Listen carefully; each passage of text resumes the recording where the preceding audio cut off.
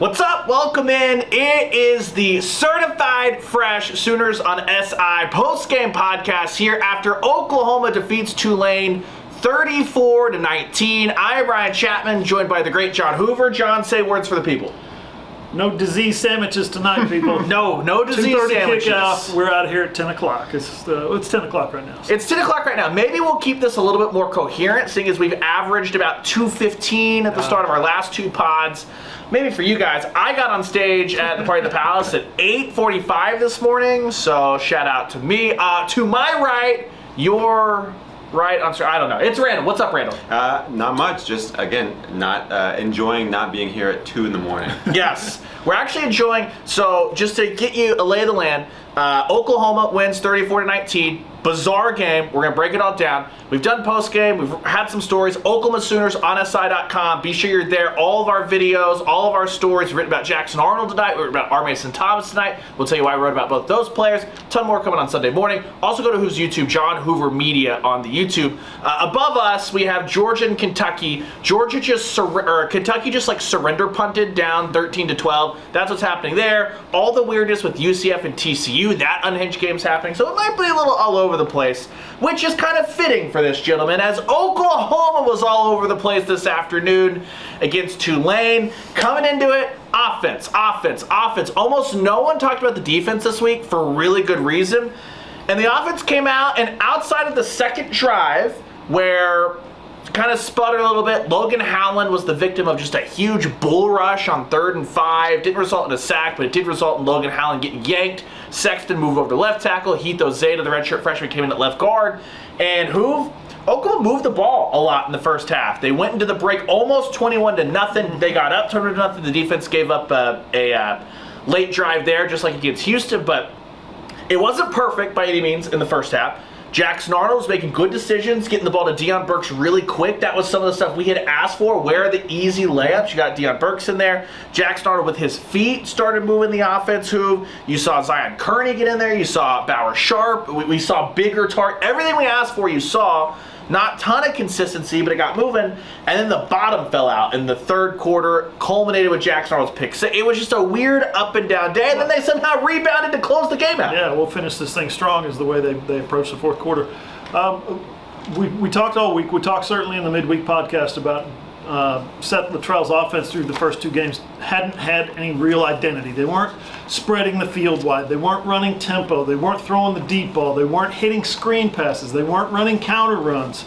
There's a lot of things that they were doing. They were trying to keep it all vanilla and trying to keep it bland and trying to keep the game plan from falling into Tennessee's hands. Well, guess what? Tonight they came out and they did all of that stuff. They kind of lightened up on the deep ball still a little bit. You know, they got a quick lead. You don't want to throw deep balls too much when you got a quick lead. But I thought Sept Latrell had a good game. Well, he had his best game. I don't know if you'd call it a good game. I thought it was solid. Quarterback run game was fantastic. It wasn't like cursory, like a little bit of here's some token quarterback run game just to show you that we can run the quarter. They ran the quarterback run today like it was an actual weapon. Like Jackson Arnold was a 5-star dual threat quarterback, and that's what a 5-star dual threat quarterback looks like. He was out there, he was hitting the corner, 47-yard run up the sideline, stiff arming guys into the end zone, 24 yards, zigzagging, bouncing off tackles. Jackson Arnold became a weapon tonight in the ground game, and the ground game got better because of it, and the throw game got better because of it. The offensive line all of a sudden started looking a little better. As we've said all season, the best left tackle on the team is Jacob Sexton. Put the big boy out there and let him go. I think that stuff is starting to come together a little bit, just in time for Tennessee. Yeah, it was really interesting. At the end of the first quarter, and I know that includes a scripted drive, so I always caution people, don't freak out too much that everything's fixed or everything's screwed up with a scripted drive. They've been working on that script for a couple of days, obviously. But Jackson finished the first quarter 9-13 through the air, 73 yards, Randall. He didn't really get his feet going to the second quarter, but he had 10 yards on the ground. And then they came out, Javonte Barnes looked fresh. They got Gavin Sawchuk the ball in a couple of different ways. I know it wasn't like an explosive, big pop it off kind of swing pass situation, but it was a very, very creative first couple, the first and third series, I thought. That second one was the bad one, which I think you finally saw Sept Latrell. I don't think that the struggles against Houston were because they were vanilla, but it's hard to go in with the thought of we're going to try and be vanilla and then open that thing up. I thought you saw Sept Luttrell basically just saying, screw it. And in the first half, he was like, we're just going to use everything at our disposal because you have to build that confidence in the offense. Yeah, totally. I mean, I think offensively, things just looked so much easier for Oklahoma tonight. Jackson Arnold was a lot more decisive. That's the thing that I really thought that he improved the most tonight, was he was very decisive. You know, whether it was getting to a check down or an intermediate route or even deeper down the field, he was a lot quicker in making those decisions. Some of those guys were open. You know, you didn't have defenders coming in and taking those routes away. And also that allows for some of those guys like Bauer Sharp, even like a Zion Raggins, whenever they're getting the ball, to have a little bit of a run after catch opportunity. And again, I think that if you know, the way that Sept Luttrell called the game today, the way that the emergence of Taylor Tatum, again, 2 touchdowns today, he looks pretty solid. You mentioned Javonte Barnes, so maybe the running game is, again, not fixed, but at least heading in the right direction as Oklahoma heads into SEC play. If you're able to get some of these offensive linemen back, if you're able to get Nick Anderson back, Andrel Anthony back into the fold, you know, a number of these receivers, then maybe Oklahoma's offense is, again, not fixed, but something that you're at least a little bit more confident in as SEC play continues. I think that you can at least be encouraged by what they put on the field today, especially Jackson Arnold. Yeah, it wasn't all good, though, obviously, is late third quarter, then you get into the fourth quarter. What Oklahoma had been so good at, and it was all the things we talked about. They lived in third and long. They came out, they converted 6 of 8 third downs in the first half. Through their first 2 or 3 drives, their first drive they averaged 3rd and 3. They went 3 for 3. It was a 3rd and 1, a 3rd and 2, like a 3rd and 4, stuff like that.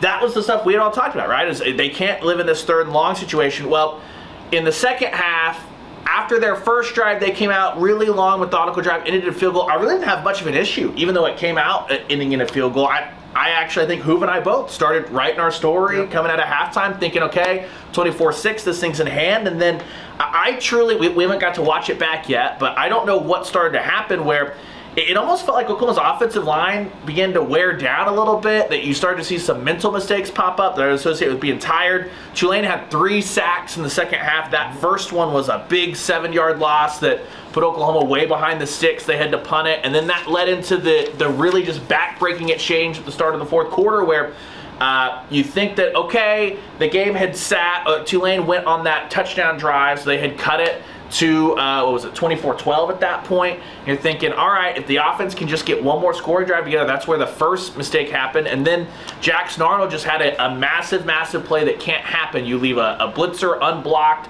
After the game, Sexton said it was a miscommunication. Jackson Arnold, instead of eating it, that's what Sept Luttrell said after the game, sometimes you just have to eat it. He threw it anyway. Tulane's linebacker, Grubbs, was standing right there, 22 yards to the house, and then all of a sudden you look up and go, hey, boys, it's 24-19, and it looked like the offense tensed up again, Hoove. Another punt, and it was Oklahoma's defense that needed to really get that thing out of it because Oklahoma had 2 punts after the pick 6. That was part of those 4 drives where it was punt, pick 6, punt, punt, where things went all wrong, and it looked like the Oklahoma offense of last week. It did, and like you said, it looked like the offensive linemen got tired, which is the opposite of what usually happens on a hot day on a football field. It's usually the offensive line who wears down the defensive line, but that happened opposite today. The Oklahoma offensive line started giving up pressure, started getting caved in on one side or the other, or both sides. The running backs had less room to run. And it turned into a growing moment, a teaching moment for Jackson Arnold. He told us after the game in post-game interviews. This is what you'll read in the story when you click on the website oklahomasooners.com. Find the Jackson Arnold story. He explained that there was a players-only meeting on Friday night. He stood up and said, "Here's how we're going to approach this. Here's how we're going to inspire each other." And again, read the story to find out the full, the quote and the context and everything. That was something that when he threw the pick 6, and here comes Tulane, right, in the late third quarter, or was that early? No, it was late third quarter. Pick 6 was technically right at the start of the fourth quarter. Start of the fourth quarter, thank you. Okay, so when he did that, he looked at it as, and so did his offensive coordinator, so did his head coach, talking to him after the game about it. As a teaching moment, this is an opportunity for me to grow. This is an opportunity for me to grab these guys and lead them and inspire them. He did have 2 punts in the next. I think he got sacked one time, and I think he got pressured another time, had to throw it away. But he comes out the next drive, hits Deion Burks for 20 yards to start the drive. A couple of plays later, he's running 24 yards for the game-clinching touchdown. Jackson Arnold is. So I thought that was a moment for Jackson that showed a little bit of toughness, a little bit of resiliency, if you will, and he grew from it. That's something that they can hang their hats on. Yeah, here's the good news for me, Randall, is even in the pick six was awful, right? It is what it is. That's the kind of stuff we talk about when you talk about, I know he's technically a sophomore, but freshman mistake. You just hope they're not backbreaking. That one was almost backbreaking. I thought I don't know if this is good news or not, but the better news is part of those drives where they were punting, there were a couple of times where, was it Bauer Sharp that kept lining up offsides, basically? It was technically ended up being an illegal shift. That was Tarquin. Tarquin. You had a Fabechi Wee-Woo false start. So there were 3 different penalties and then 2 sacks across those, or 3 sacks across those 4 drives.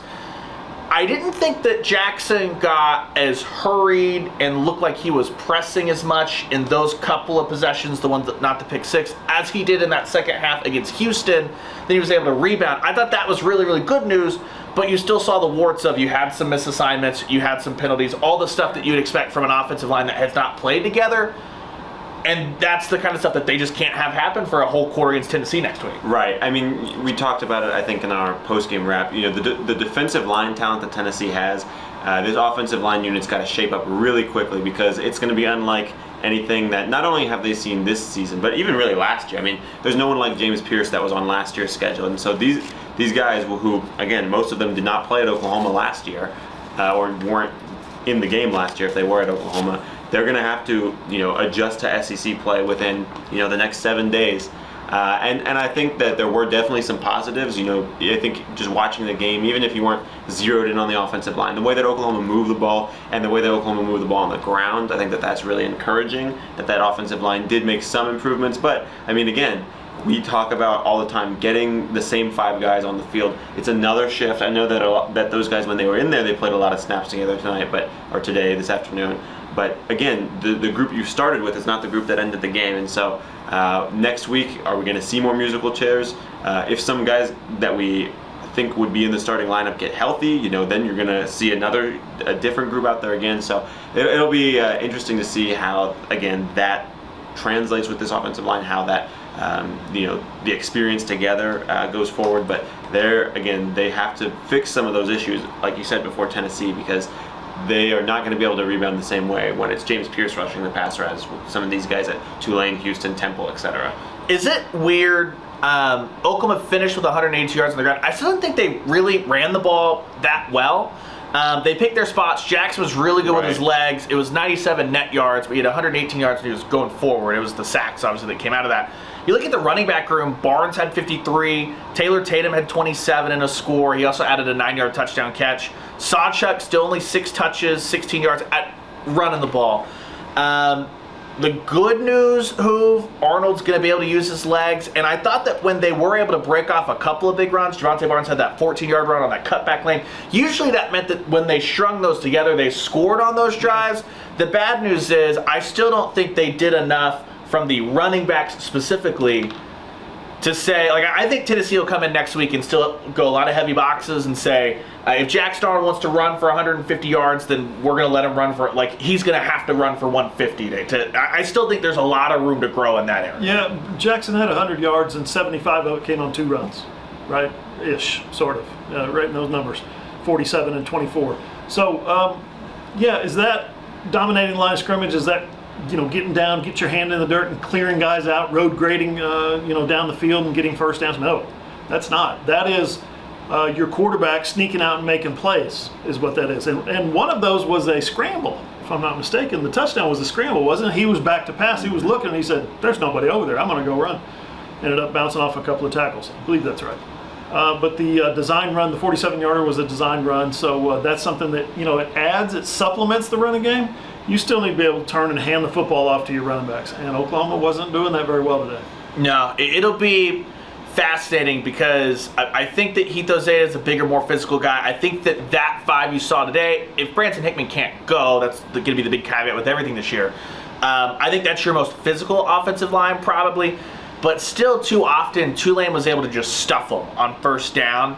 And I thought that maybe the big change today is they did a lot better job on second down, and I think that being able to get to a bunch of different guys was part of that. Zion Reagan's had a really nice catch. It was just one catch, but he had a nice one. I thought that Zion Kearney had a nice play the one time he got the ball. Burks, I thought, was excellent today, and I thought you saw a recognition, too, of there were a couple of times where I know in the first game, Brennan Thompson was guilty of turning upfield and trying to go backwards to hit a home run. There was one over the middle of the field, the 20-yard catch for Burks, where there was a moment where it looked like he was about to try bounce it outside, and then he realized, I'm about a yard away from the first down marker. Let me just get upfield, and he put his right foot in the turf and got going, and ended up getting 5 or 6 more yards just going straight north and south. So I thought that was really positive.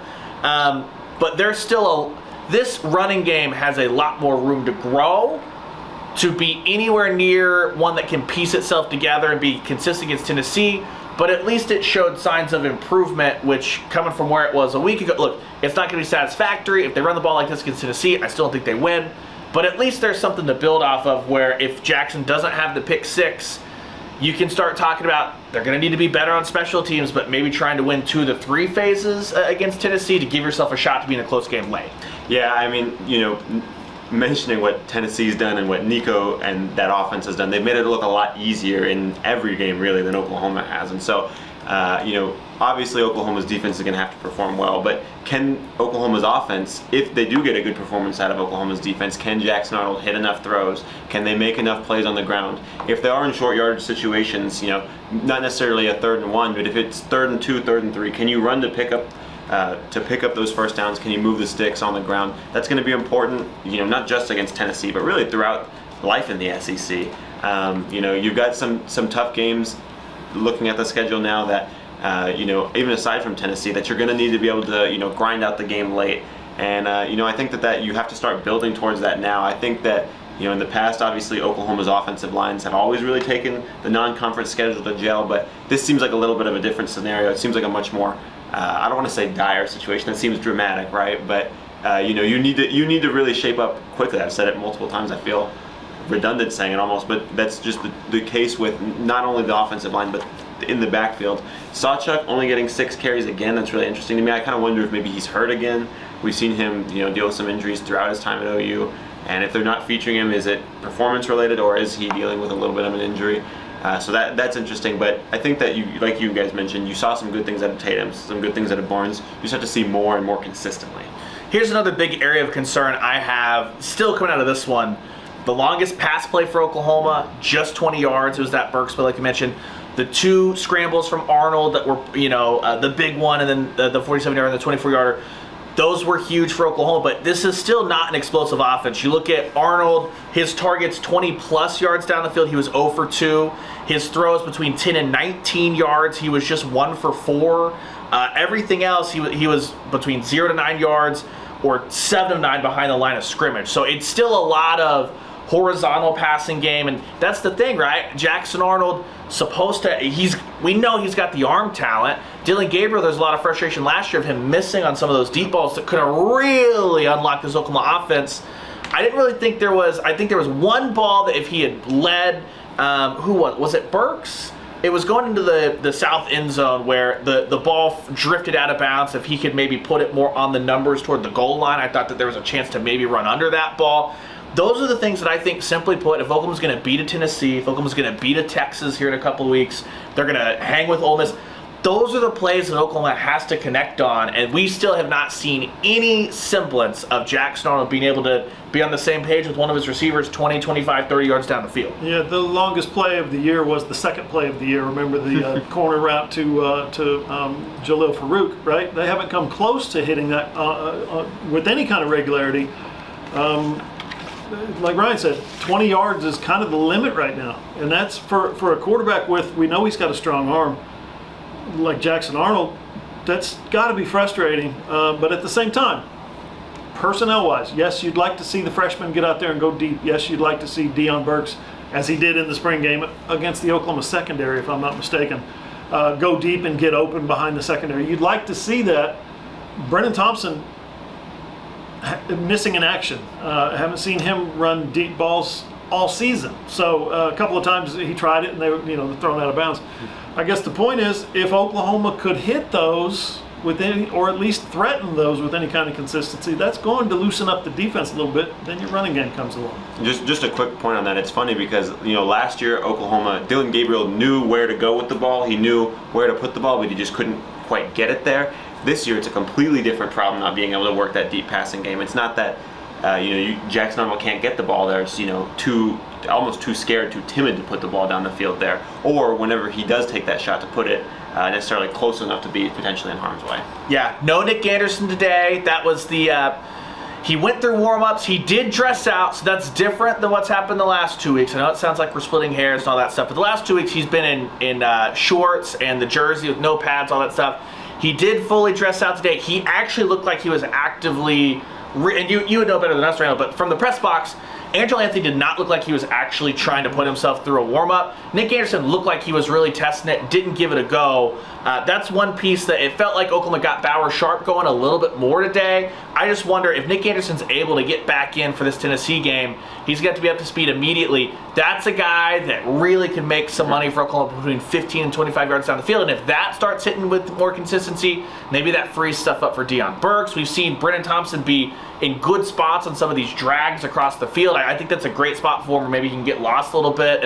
But that is a big concern for me right now because things were better today for the offensive line. I do not have faith that they can put together a 12-play drive against Tennessee. Yeah. And if you're not explosive, you're gonna have to execute over and over and over again. And this group is still having mental errors. Right. 3 to 5 yards down this field is as far as this offense is going, and they're trying to get into zones and get into seams, break tackles, and make people miss. And it's like, at some point, you're going to have to hit verticals.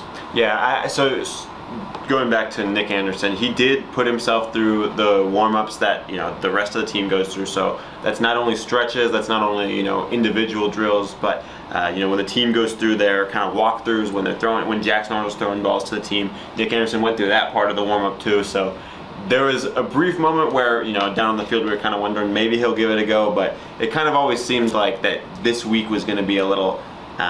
Was probably not going to happen just when we got here, based off of what we saw. You want your season debut to be against the Tennessee Volunteers in the SEC play? That's a tough one. It must be. I mean, the injury. I'm thinking that the injury must be serious enough that he needs to be held out, because otherwise, I agree with you. It doesn't seem to make sense. But he's going to be rusty when he gets back. He's not going to go out there and catch 6 for 122. What I will say, the way in general that getting Nick Anderson will help Oklahoma's offense back, he's got a good relationship with Jackson Arnold. But like Hoover said, I mean, you can't expect him to go out there and be what Nick Anderson was in the Alamo Bowl last year or against TCU last year, in his first game of the season against Tennessee, especially if he's been hurt.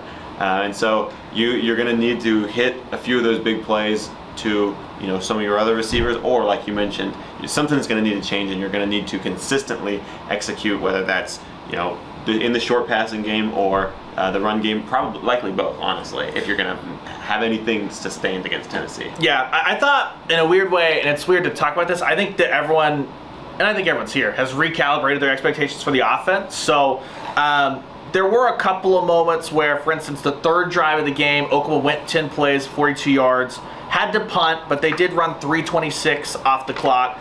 There was another, that first punt of the second half, that was only a 5-play, 13-yard drive, but they did run 250 off. There were just a couple of moments. I really thought that the time was managed poorly, not on the pick 6 drive, but the 2 punts after that. It felt like OU was trying to go tempo to get back into rhythm, which didn't make a lot of sense because their defense had been on the field a ton. Their defense had been on the field for 10 of the 15 minutes there in the second quarter, which makes you wonder if that contributed to Oklahoma finally kind of, because they gave up the missed field goal drive, then the back-to-back touchdowns. So that's going to be something that Oklahoma's going to have to figure out a way to do. Next week against Tennessee, they are not going to score in every possession. I don't think anyone's under any illusions that that's going to happen. What they've got to do, they cannot have the back-breaking turnover like a pick 6. They cannot also have these 3-and-outs that are running 50 seconds because Oklahoma's defense is going to get worn down. It's just a way better offensive line for Tennessee. Obviously, the arm talent of Nico, all that stuff. That Tennessee team, now they're beating up on nobodies, but they're beating the crap out of nobody, Yeah. which is something Oklahoma has not done quite yet. I guess they beat the crap out of Temple, but they needed 6 turnovers to do it. Really, really interesting to see what that looks like as it becomes a health situation. You flip that over to the defense. Yet again, gentlemen, that we come out of this one, and it may not be a week where people wax poetic about the defense just because they played so well, but they did let Tulane move the ball a little bit on that missed field goal drive. They gave up another touchdown right before halftime. They came out and gave up the other touchdown on the other side of halftime. But other than that, when the game tightened up, punt, interception, turnover on downs, strip sack, and R. Mason Thomas it was Kenai Walker that tipped up the ball to Billy Bowen that got that interception. That was the one that really made everyone breathe a little bit because Oklahoma's offense cashed in, got some points off of that. That's the touchdown and in the 24-yard touchdown run. But then it was R. Mason Thomas came out. That turnover on downs, it was a sack on first down to put him in 2nd and 15. It was a batted ball at the line on 3rd and 15, and then a sack on 4th down. Then he comes back out there and has the strip sack that the game was kind of over, but he really let it loose, which is great to see for a guy that we talked about it. All the production, not that the ends have been bad, Hoove, but the production has come from the interior of that defensive line. I feel like I see R. Mason Thomas get up the quarterback today. Yeah, you could say the ends have been bad. They're not getting blown off the ball, they're not getting hooked, and they're not getting run around, but they're not getting any pressure on the quarterback. I had just remarked to you earlier in the game, oh, look, that was R. Mason Thomas's 2nd quarterback pressure this season. He got his 2nd one in the 2nd quarter, I think. And then 4th quarter, it's like he was the only person on the field not tired or something. Like he had a Red Bull, like me at 2 o'clock in the morning, right? He like sparked to life. Where's that come from? Where has that been? Maybe that and his performance, he got a lot of confidence from that. He talked about relying on his faith and falling back on God, and Jesus helped him through. And he's very religious, very devout, and very convinced that his strength comes from a higher power. So that 4th quarter, the game, the Oklahoma defensive line should be wearing down. He's getting faster, he's getting better, he's getting more confident. So that's got to be something that Ethan Downs looks at and says, hey, I can do that. Trace Ford looks at it and says, yeah, I haven't had a sack yet this year, I can do that. So you're right, they haven't been bad, but they haven't been good. We've been waiting. We've been waiting for the 3 ends. games. And here'll be the really interesting thing. Something I had kind of asked Brent Venables after the Temple game, right? It's like Grayson Halton goes out there. He gets a sack and a half in that Temple game. And it was, okay, we've heard about this guy. What can this do to spark it forward? Grayson Halton has a great game against Houston. He starts today, his first career start. Huge for R. Mason Thomas to have this confidence back as a guy that we've talked about ad nauseum. He was going to be the starting defensive end last year. Sprains one ankle. At one point he has both ankles sprained. All that stuff hasn't really come fully online, but you saw him play really well today. And another guy that I thought played his best game today, I thought that PJ is the best that he's been. We've kind of speculated. I have no sourcing on this. This is just my eyes. He has not looked as explosive through 2 weeks. And then I think it was Miguel Chavis a week ago or 2 weeks ago on the coach's corner who said he was dealing with some bumps and bruises, stuff like that. PJ was used today, and there was some really interesting stuff that Brent Venables and Zach Alley were throwing at Darian Mensah when you look at the fact that they, at one point they had, it was PJ and Ethan Downs playing as your defensive tackles. Yeah. You had Samuel Omasiko, who was playing a lot today because there was no Kendall Dolby. I think he had a concussion. He had the towel over his head, the sunglasses. And then you had Danny Stutzman as your stand-up defensive end. And then you had Trace Ford and R. Mason Thomas playing what would be the linebacker spot. It was like a 4-2. It was some different looks they were throwing at the redshirt freshman today. Yeah, they threw some nasty stunts at them, and I mean, a lot of those, even if they didn't get home, a lot of them got pressure. And now, obviously, we talked about that a lot last season, getting a lot of pressure, not necessarily getting home. And today, you didn't get home a lot until the end of the game. You mentioned R. Mason Thomas, and I mean, you talked about it. We've seen flashes from him very briefly. Last year against Arizona, he looked good. He's made a few plays here and there. I think against Temple, he maybe logged a sack or half a sack. But today it was like really the coming out party for R. Mason Thomas. You really saw why Brent Venables has been, and not just Brent Venables, but really everything we've heard has been bragging about R. Mason Thomas. You saw it on display tonight. When this guy's at his best, that's what it looks like. That's the speed up the edge, and I thought that he played really well. Obviously, I mentioned it in our post-game wrap. The every week, or not every week, but the past 2 weeks, it's been a defensive lineman, coming alive at the end of the game and kind of taking over, not necessarily saving Oklahoma, but contributing big to the win last week. Grayson Hall, and this week our Mason Thomas. I thought that DeJoun Terry had a really good game also on the defensive line. He made some really nice plays in the middle, so some of those for no gains, some 2-yard gains, some just really mucking up the middle of that offensive line, preventing Tulane from getting anything going in run defense. Another guy I thought had a really good game was Kenai Walker. I thought he played really, really good in coverage, and even Des Malone I thought made some nice plays there too. Well, those looks really good to me. Des Malone is on every ball. Yeah. Kenai Walker, Billy Bowman on his interception, he basically said the interception is just as much Kenai's as it is his because of the tip ball. But Kenai Walker also, the play recognition, he almost had a pick six in the first half. Yes. Like, frankly, I know the exact. Darian Mensah, he overthrew his wide receiver, and the only reason that was not a pick six is because he delivered a bad ball. It was great recognition by Kenai Walker, and then Oklahoma had just, unfortunately, the touchdown drive right before halftime. Yes, the one right before halftime where they're a little bit late, and Ty Thompson comes in and gets a touchdown, but a couple plays earlier, Des Malone almost breaks on the football. Like, they forced 2 turnovers today. It very easily could have been 4 with a pick six. Yeah. Their defensive backfield, which, last year when Gentry Williams was out, it felt like, which he was out a lot, and again, missed He was out today, yeah. It felt like that defensive backfield had almost no depth, especially at the corners last year. And this year, it feels like they can't get enough time for all those cornerbacks. You saw Eli Bowen getting snaps in the first half. And Jacoby Johnson's playing a lot of football. It feels like they've got a lot more depth at corner this year, and it's headlined by 2 guys right now in Kenai Walker and Des Malone, who are playing really, really good. And in theory, you don't even have your number 1 cornerback, who's supposed to be Gentry Williams. And you've got I noticed in the third quarter, I think right before Tulane went down and scored, I believe, or maybe they ended up punting on this drive, but it was coming off of their goal line. It's 3rd and 10. And Mensah throws the ball to a wide open receiver down the seam. The cornerback, who was, how did I forget this? There was Woody and Jacoby. Yeah, Woody and Jacoby. Johnson. Jacoby's the one that turned around and ripped into Woody. Yeah. So Woody was playing the nickel. Woody was playing the cheetah linebacker or whatever, and they both jumped the underneath receiver, and the deep guy goes on, and it's like, okay, so Woody's playing a new position. Jacoby's a new player at that position. They're trying some stuff, and it was a comfortable lead at that time, and it was like, okay, now's a good time to try some stuff. Now's a good time to roll some inexperienced guys out there. And that's what happened. It was like, okay, they're not doing that anymore. And they kind of cleaned that up a little bit down the stretch in terms of, just subbing in personnel and getting guys in that haven't played. And I think that was Jacoby's, not last snap, but I think that was his last drive. And no fault of his. I don't know. We don't know who's at fault. It looked like it was Woody. It should have been Woody. The sideline guy. Jacoby immediately reacted and was yelling at Woody, and the sideline was yelling at Woody. And Woody didn't really. He initially was like, and then he backed off. But that's the point, is that he's a corner. He's an outside corner, and when in his eyes, in his mind, when the reaction comes and there's a light goes on, he's like, that's my guy.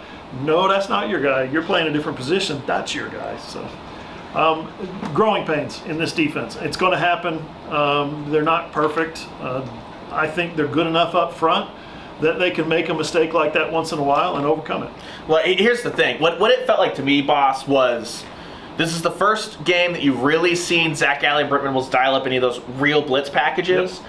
And it felt like early there were a couple of those that the timing was just a little bit off, that the defensive line, or Omosigo had 2 of those pressures where if he had hit a half second sooner, the ball doesn't even come out, or it comes out tipped, and instead there was some busted coverage on the back trying to backfill and a little bit of miscommunication. Here's the big difference though of this game versus what this defense would have looked like 2 years ago, certainly, and even at times last year. There were some mental miscues, yet the longest pass play for Tulane, a 22-yard completion. The longest rush for Tulane, it was Fleming on a 19-yarder. Mekhi Hughes, who I think is a legit back, ended up 19 rushes for 71 yards, 17 yards his longest play. That, to me, was the really, really good news, that it was not perfect, yet it was still dominant, which makes me believe there's a lot more room to grow. And also, while Tennessee's offense looks like a juggernaut, I think they have an awesome, outstanding offensive line.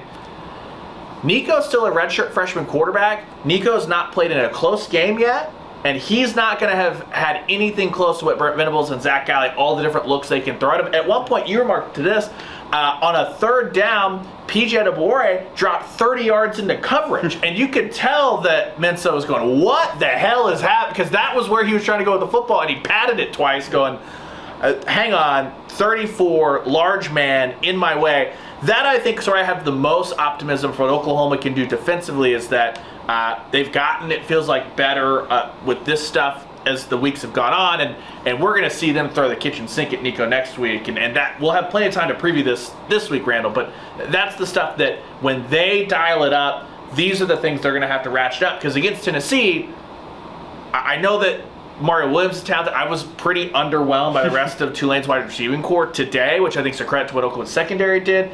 Spears Jennings had another good game, cleaned up a lot of that stuff, but that's the stuff that you have to make sure you hit, and that becomes big negative plays as opposed to 15-yard, oh my gosh, the blitz, the life is sucked out of the stadium. Right. I mean, against Tennessee, I don't want to say the defense is Oklahoma's only hope, but they have to lead the charge, really, for Oklahoma to have their best chance at winning that game. And so you have to, not necessarily have some of those growing pains plays. You have to have those figured out, because those are the plays where Tennessee's going to make you regret it a lot more than Tulane can. And when Tennessee's, making you regret it a lot more, it's going to be harder for you to make up for that on offense. We've given what we already talked about on that side of the ball. So Oklahoma's defense is going to have to clean up some of those mental miscues. Obviously, there's not many, and when they're not making those mistakes, the defense looks really good. They hit really, really hard. I think that's something, being down there on the field, that I've noticed. That I think even more so than last year, this defense is way more physical. They hit a lot harder, just in general, much more physical on defense. And I think that's where you've seen the defensive line grow a lot. That's why they're a lot better this year. Some of that's the new additions they've got. Yeah. But I think that you've got to, like you said, throw the kitchen sink at Nico. You've got to put pressure on him, and you've got to not make those guys on the back end have to cover for too long. And easier said than done, of course, but Oklahoma's defensive line's been good so far. I think that's your best shot. Yeah, Danny Stutzman today finished with 12 tackles. He had 15 last week. I think the good news that's happened the last 2 weeks is Oklahoma's been able to use that linebacker depth to rotate Stutzman off the field for a drive or two here and there. It's not burn them. I don't think they're going to do that next week. I think next week is a put on your hard hat, big guy. If Oklahoma's going to win, Danny Stutzman needs to have a big-time performance, that type of thing. But you saw Jaron Cannett get in there in some of the bigger personnel spots at Cheetah today. I think that you've seen part of the reason why Oklahoma's been able to surge across the finish line defensively is because they've been able to use that entire rotation and be fresh compared to certainly a Houston offense, a Tulane offense the last 2 weeks. Something they're absolutely going to have to do next week because, I don't think anyone's under any illusions. They're going to need to win the turnover battle probably by 2 or more. Yep. They might need a really, really short field. You're going to have the best game the offense has had. Another thing that Oklahoma's going to have next week that they did not have today was a picture-perfect game on special teams. Now, the good news, Tyler Keltner did go 2 for 2, a 29-yarder and a 39-yarder. He also hit a 50-yarder. We're going to talk about that here in a second. Did not count. You had a good Peyton Bowen punt return. It was a 78-yard absolute nuke from Tulane's punter, Will Carroll. It looked like it was going to roll out of bounds at about the Oklahoma 14. Peyton Bowen scooped it up, was able to make a couple guys miss, and gave Oklahoma some field position at the 40. Did he almost muff that punt also? Maybe. But I don't think he was in danger of really losing that football. But the big thing, the killer, Oklahoma has Keltner lined out, rolling out there for a 50-yard field goal. They take a delay of game and have to punt the ball away. At the end of the game, Brent Venables was asked about it, and basically, he didn't totally throw the guys under the bus, but he basically was like, I do not know why they did not snap the football. That they've got to, at some point, they have to snap the football. I actually pressed him on it, like, yeah. So what happened? And he's like, yeah, I don't know. Yeah. So between Keltner and Plaster and all that, the ball just didn't get snapped. They weren't late shuffling guys out. It was befuddling. They stood over the snap for like 20 seconds. Yeah. The kicker's standing there looking at Keltner's the holder. getting ready. The holder's looking at the kicker, and I'm like, where's the play clock? It was bizarre. It wasn't hectic, anything like that. It was just bad. And that almost came back to bite OU later in the game, Randall, because after the pick six, He first off, he made the 50-yard field goal after the whistle, so that's 3 points literally off the board. After the pick six, Oklahoma still would have been up by 8 points and said it was a 5-point game. That's the kind of stuff, Randall, that we're talking about. If you're not going to win the battle offensively, you got to be really good on defense and perfect in special teams. And that's 2 weeks in a row now. Oklahoma has not been close to perfect in special teams. You know, you want to add to that. I mean, Zach Schmidt kicked the ball out of bounds. In the fourth quarter, and then right in the fourth quarter, key moment in the game, kicking the ball out of bounds, putting Tulane on the 35. Again, Oklahoma's defense is good enough to not make OU and Zach Schmidt regret that today. But if you put Nico and that offense on the 35-yard line, there's a lot more likelihood that they're going to go down and get at least 3. And you know that's going to be more detrimental in a game like that. You know, you mentioned the 50-yarder. I think it's interesting that it looked like Keltner drilled that, and then 5 yards back and BB no longer trusted him to kick the field goal, so that's interesting. I guess we know his Keltner's range is somewhere 54. Yeah, somewhere between 50 and 55. But the 50-yarder going in is positive. At least he didn't miss one this week. You know, if you're trying to look on the positive note, you mentioned that booming punt from Tulane's punter. So far that so high and far back that my camera went out of focus trying to track the ball. So that's how long of a punt that was, but good return by Peyton Bowen. See, me too, so I went out of focus too. It seems like whenever he's able to get his hands on the ball, he's actually a pretty good punt returner. Sam Franklin actually had a pretty decent kick return today too, so you know, that's good. OU, I think, continues to be really good in punting and punt coverage. Elzinga he's really good. Not only does he have a big leg, but he can really like angle the ball right where he wants it to go. He hit the one. It was a 39-yard punt. No, it was a 40-yard. He punted it from the 40-yard line. It was a 39-yard punt. It killed his average too. Checked up at the 1 and rolled back to the 4. Nobody touched it. It's like, this dude, he's got skills. So Elzinga is good at that. I think also what though is, and maybe this is Doug Deacon, maybe this is the guys that OU's got on the rosters. They've got good players that are guys that are doing well at coming down and downing the ball. Guys that even when the return man's catching it, that are in good position to not really allow any big returns. We haven't seen many big returns on OU all season, so I think that the punt coverage team is looking good. But like you mentioned, you've got to get the field goal, not just kicking, but situation, whatever it is, game management, short up, and you cannot kick the ball out of bounds. Yeah. Off the tee in the fourth quarter. That's just football 101. Elzinga is a legitimate weapon for this team. He is good. Keltner, I guess we're just going to keep riding the roller coaster, right? He misses the one last week. He could have 2 50-yard field goals to his name, though, already this year. Kind of bizarre. Here's the other thing that really stuck out to me today that Oklahoma simply has to nix. 6 penalties were accepted on Oklahoma today. The defense, they had a defensive holding downfield, which I didn't quite see it because I was actually focused on the fact that is the same play that Dominic Williams just got tackled in the backfield, and the American Athletic crew missed that hold. So at worst, that would have been offsetting. Pass interference, I thought it was a pretty soft PI call, but one that kind of gets thrown sometimes when players get in weird spots. Robert Spears-Jennings, I thought it was a terrible call. Yeah, so I think that the defense could have easily gotten out of here today with either, at worst, a no call on the PI and an offsetting. I, again, didn't see the actual hold in the backfield because I was so worried about, it's like, oh, they're going to get a hold call. Nope. Here's the offense one that killed me. We talked about the delay of game. That's more special teams than the offense. 2 illegal formations, a false start, and then another delay of game. That is stuff that Oklahoma can control. The formation stuff, again, this offense is not good enough to consistently march down the field, and if they have illegal formations, false starts, I would say 90% of the time that drive's going to end in a punt, Randall. And illegal formation on Michael Tarquin. He's a senior. I mean, he's played a lot of football. It's not like this is when Logan Hallen's in the game. This is a redshirt freshman who's getting his first, real action. Michael Tarquin's played a lot of football. So this stuff that you got it. That's the type of stuff you got to clean that up. Is this one of those deals though where the college rules, the college officials are looking at what the NFL is saying they're going to clean up? They're going to really. Was it what NFL game was that where the dude was lined up in the backfield 3 times on the first 4 plays? It was the Ravens. Yep. And they just kept calling it, and he just kept doing it. And I think they did it 5 times.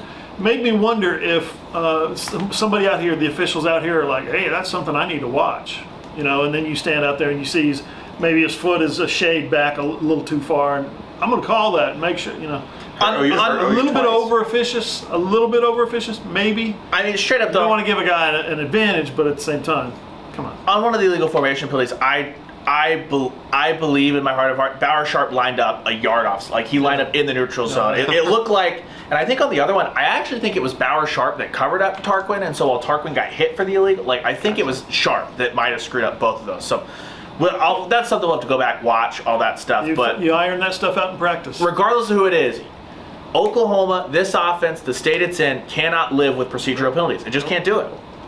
Can't have drops, can't have procedural penalties. I mean, it's big boy football now. It's SEC football. Just means more. It does. It does. I will say less drops today from the receivers. Zion Raggins. A third down from Deion Burks that should have been caught right across the middle. That was one of Jackson Arnold's better throws of the day. Yeah. Javonte Barnes also had one on a swing pass. Yes. I don't think that was going to be a first down, mainly because I love Javonte Barnes. Not the fastest. If Javonte Barnes does not run over that defender, he's not going to get the first down because we know he's not going to juke. He tried to juke somebody today, though. He did try to juke somebody, so that's progress. He's just not he wants to run through people, not run around them, which is a big thing there.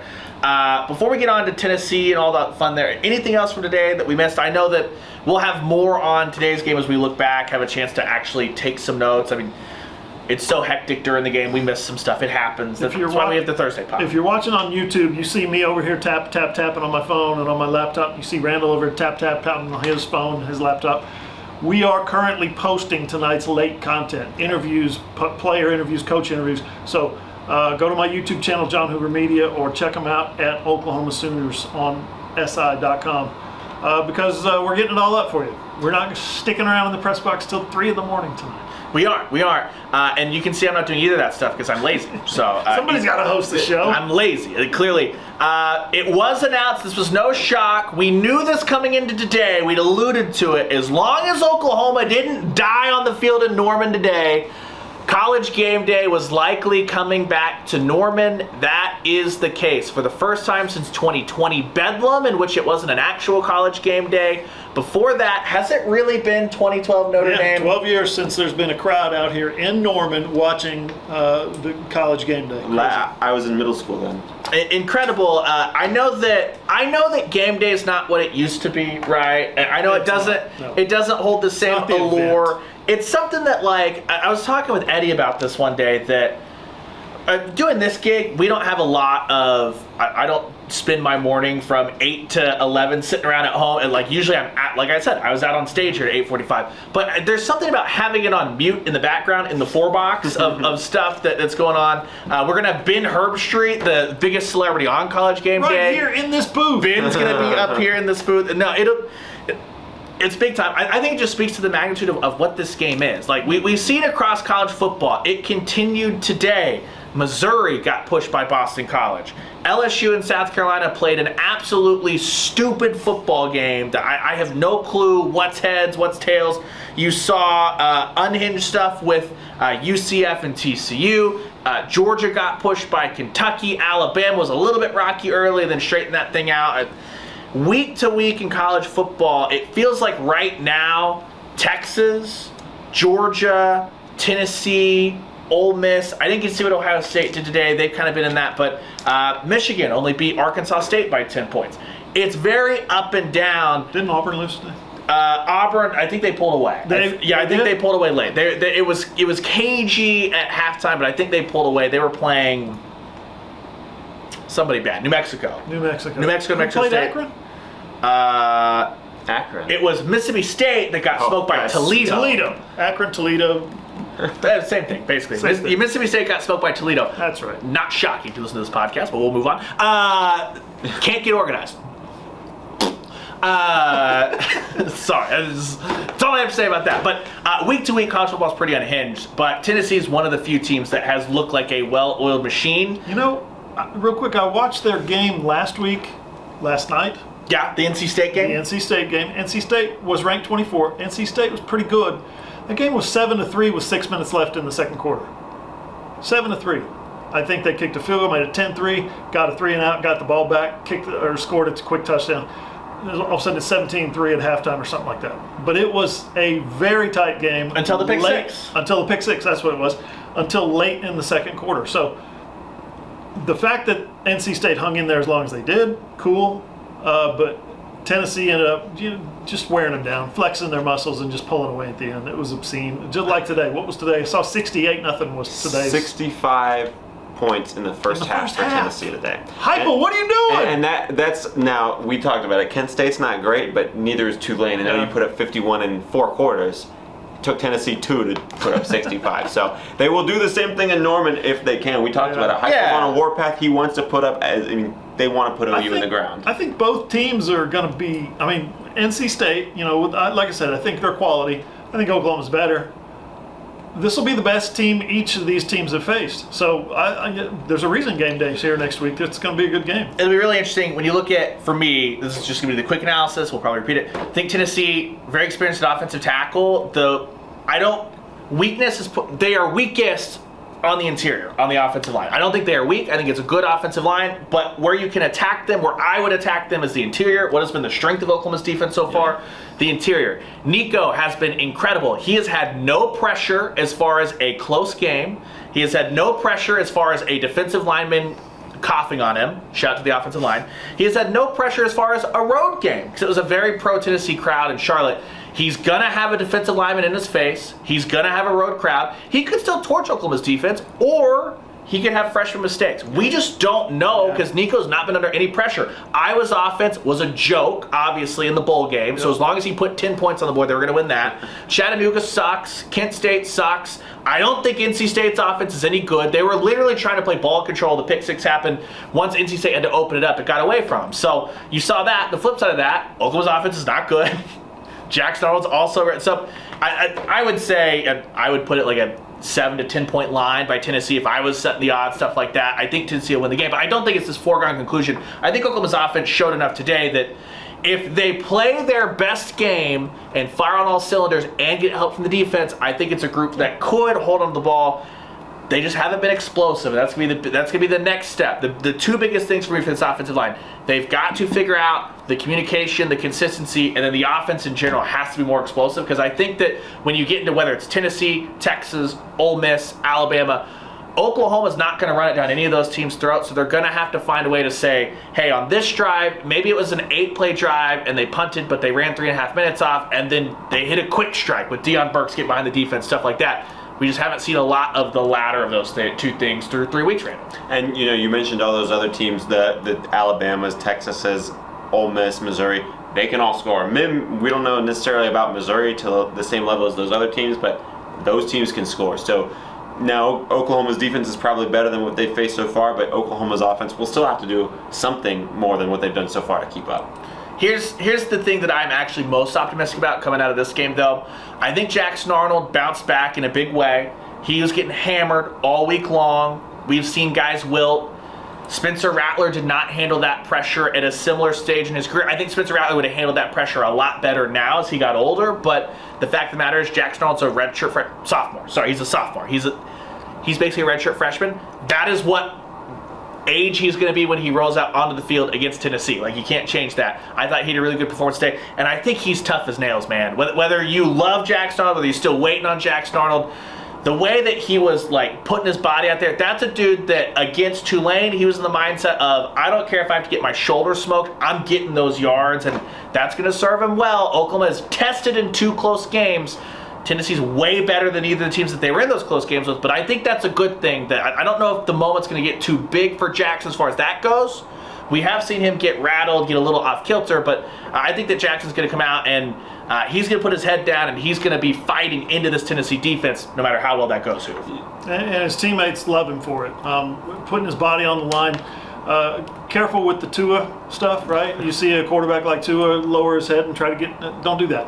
Right, but the fact that he's out here bouncing off tackles, stiff-arming guys to get in the end zone, his teammates, and the thing he was talking about tonight was that players-only meeting on Friday when he stood up and said, find somebody next to you and tell them you believe in them. Whatever his context was, is pretty interesting because guys, you saw them, I think, maybe I'm overstating this, but I think you saw them rally around him tonight, play for him. I think that you saw him rebound really well within the game. After that pick six, whenever he ran in the touchdown on 3rd and 11 or whatever, 3rd and whatever distance, he was very, being down there on the field, I could hear it. He was very excited. And you could tell that for him, it kind of obviously I don't want to put words in his mouth or anything, but it seemed like he was kind of feeling like that redemption, almost like, all right, like a relief was coming to him. Like, okay, I can relax. I'm back into this, and I think that's the confidence is coming back to Jackson Arnold. He's a confident guy. He's a fiery guy, and I think that those two things are like easy to play with. It's kind of he's not Baker, right? But Baker had like the fire that a Kyler didn't outwardly show or a Jalen didn't outwardly show. I think it's easy for the teammates to buy in and be like, yeah, he's getting juiced, all that stuff. So we'll see. It'll be a big moment next week. We got a ton of previewing, obviously. All day Sunday, everything's still spilling out of postgame here. Oklahoma Sooners on SI.com. I think we're done. Right? You closed your laptop? Yeah, we're almost there. We're there. So we have this podcast. So now. Sunday and Monday, Oklahoma Sooners on SI.com. Monday night, we will talk to all the players. So if you can't wait for Tennessee week, Monday night's the first time you're going to get new non-post game stuff. Oklahoma Sooners on SI.com or Hoover's YouTube page, John Hoover Media. Tuesday, Brent Goodwill's press conference, and we'll have an entire massive week. We're blowing it out, obviously. Oklahoma and Tennessee back here on Owen Field, 6:30 p.m. ABC. Be there. Be square next Saturday. Hey, before we get out of here, two things. This is massive. I hate pitching this. I hate doing this crap. You know us. We're not in the clicks game, right, as far as just tossing crap out there. But two things that really help. If you're watching this on YouTube, if you could give this a thumbs up, subscribe to Hoov's YouTube channel, hit the little bell thing so that you'll know. We'll deliver you post-game content, all that stuff into your feed, and then give us a comment if you like the podcast. If you hate the podcast, whatever, that really helps us be seen. The more we're seen, the more cool stuff we can do. Same thing if you're just listening to the podcast version of this, whether you're Spotify, Apple, Google, wherever, leave it a rating and review. The more 5-star reviews we get, the easier it is for our podcast to land into everybody else's feed. The more that, the more we're able to do with it, all that stuff. You guys get it. That's a huge help to us. We really appreciate it. And hey, I want to close with this. John, I believe in you. Randall, we believe in you. Sooner Nation, we believe in you. And thank you for sticking with us through what was a hellacious week. I'm sure we saw all the Twitter reactions. Don't worry. We'll be back on Thursday. The next Sooners on SI pod will come out Thursday morning. We'll record that bad boy Wednesday, recapping everything that was said with the players on Monday night. Brent Venables on Tuesday. And then we'll be back here. Game day on Saturday. Have I missed anything else? I'm rambling. I don't know if I've missed anything. No, I think you nailed it. Dope. We'll talk to you guys next week.